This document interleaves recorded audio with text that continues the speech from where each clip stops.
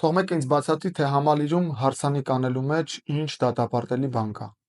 Եթե մարդիկ փողը աշխատել են անօրինական եղանակով, ապա դատապարտեք, անկախ նրանից մարդիկ համալիրում հարսանիք են անում, թե այդ փողը դնել են բարձի տակ։ Իսկ եթե փողը աշխատված է օրինական,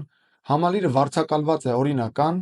վճարը վճարված է շուկայական արժեքով, ապա մարզահամերգային համալիրում հարսանիք անելը շատ լավ բան է։ Այդ արժեքների կամ սահմանների մասին խոսող մեր քաղաքացիները իրենց արժեքները պահպանելու համար մի շատ հեշտ եղանակ ունեն։ Իրենք իրենց հարսանիքը կարող են համալիրում չանել։ Ոչ մեկը ձեզ չի ստիպում ձեր հարսանիքը նույնպես գնալ համալիրում անել։ Ես չգիտեմ հիմա համալիրի շենքը ոչ պետական կառույցի հաշվեկշռում է,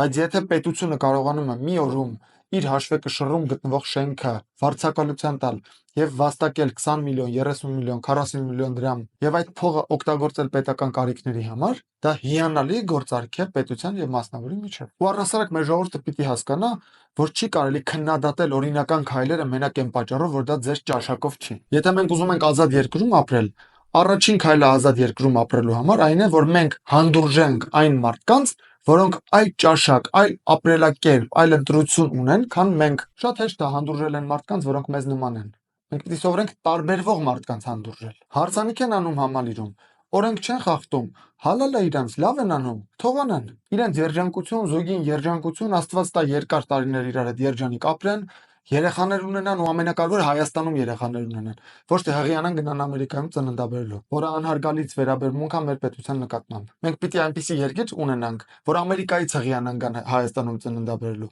ոչ թե Հայաստանից գնան Ամերիկա։ Այն մտածեք դրա մասին։ Դժբախտությունը դա է, որ Հայաստանից մարդիկ արտագաղթում են, ոչ թե որ համալիրում հարսանիք են անում։